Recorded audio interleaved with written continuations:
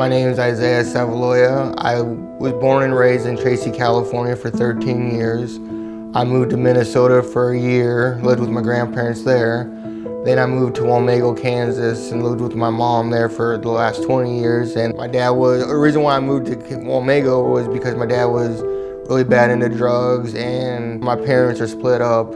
And so my dad raised us for 13 years on his own, but the last couple of years he really got into drugs and wasn't working and stuff like that. So he finally made a decision and said, you gotta go live with your mom so I can get my act together. It took some years to notice I had depression. About 3 years ago, I was 600 pounds.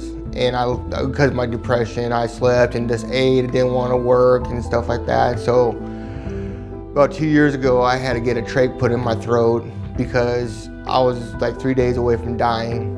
And then I came to a point in my life where things weren't working out, that I was snowballing because I was lying and started becoming more depressed and decided that I tried twice to take my life, and I finally realized that I needed help because I was crying all the time for no reason and just a big emotional upset, not talking to people, not wanting to work again. And I was like, I need help. I need to fix my life again and get on the right track. So that's why I checked myself into Pawnee Mendel at the crisis center, and I told them what happened and all that. And I was there for 2 weeks, and during those 2 weeks, they helped me realize the tools that I needed to be a successful person and a stronger person, and realize that just because I don't have things in my life that I want doesn't mean that there's no reason to live.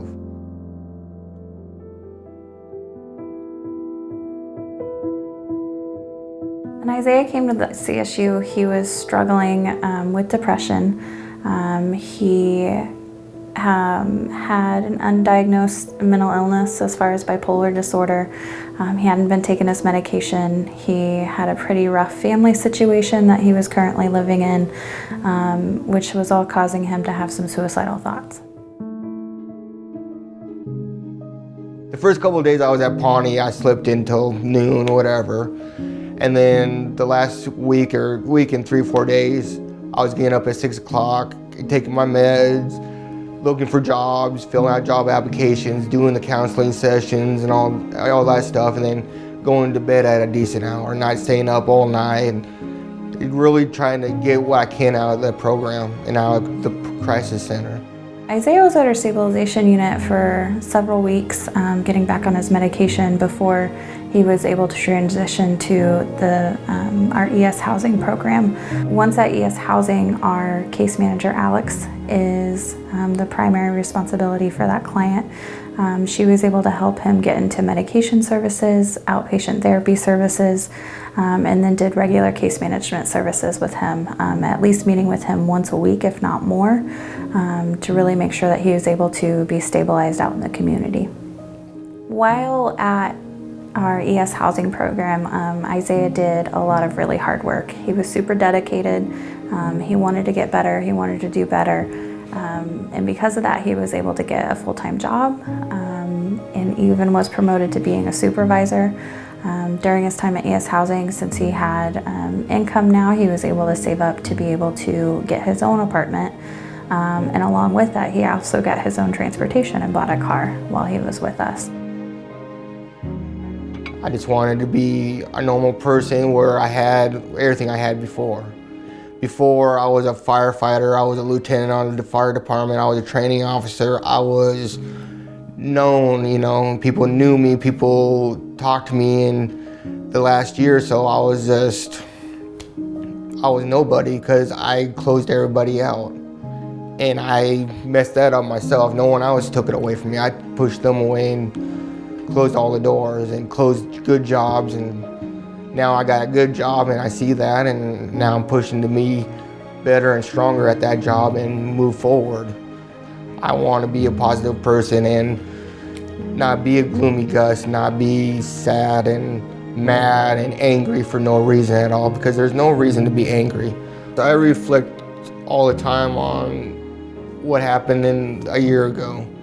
And I use that as motivation. I use that as a tool to help me to be more positive, not to slip back. Like, hey, remember you didn't have this, you don't have that, you didn't have that, and now you do because you worked at it and you were positive about it. And if you go back into this old way, you're going to lose everything again, and there might not be a chance, a third chance or whatever, to get out of that rut or get things that you had back.